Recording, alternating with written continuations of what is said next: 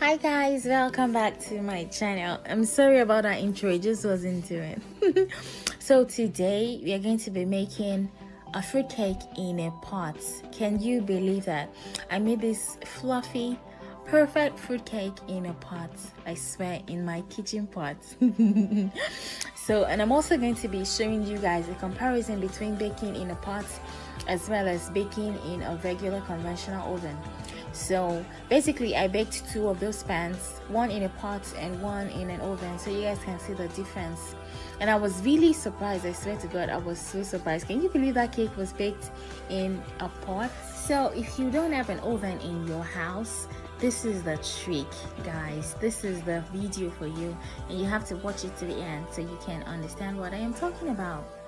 Okay, so guys, I'm going to give you guys 3 different tricks to baking in a pot.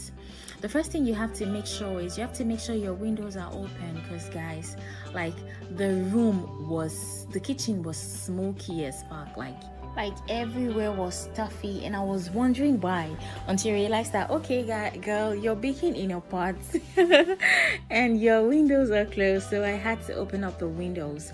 And the second trick is when you turn on the heat, you have to turn on the heat to high at first, so the first 5 minutes while your pot is on the heat, and then when you put your cake inside the pot, you should reduce it to the lowest, the barest minimum ever.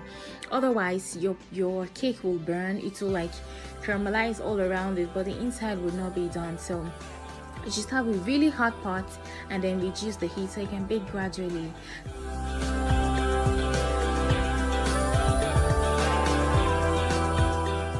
So guys, the fourth trick is to use a pot that is big enough for air to circulate inside your pan.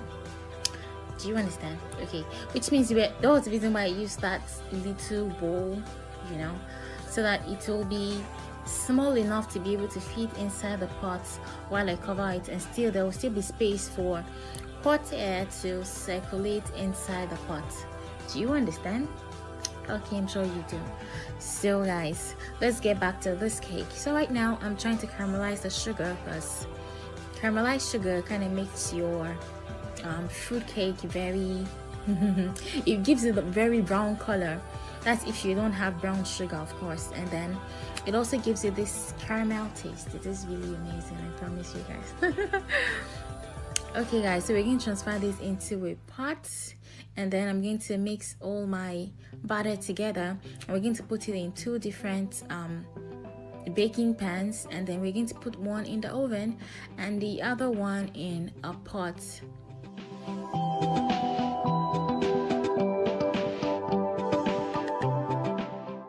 So guys, it's time to make the batter for our cake. So we're pouring our 4 egg yolks into the bowl, and then 250 grams of butter, melted butter of course, and then we're going to stir that together, and then we're going to add to that our caramelized sugar.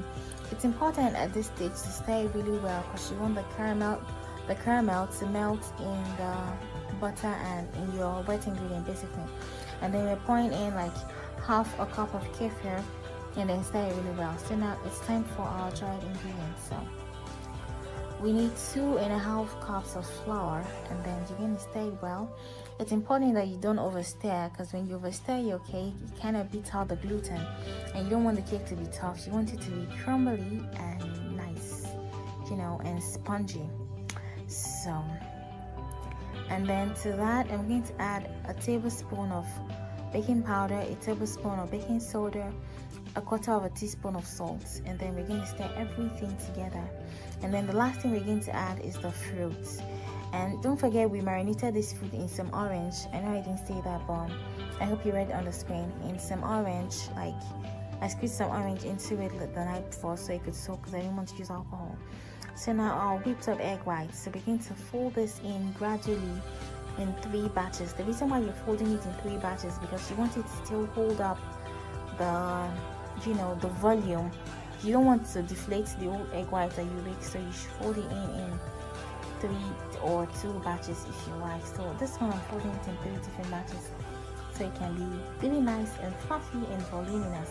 The reason why I'm doing this is because normally I don't bake my cakes this way, but I'm doing this because I'm going to bake one in a pan and in a pot, and I want it to give it as much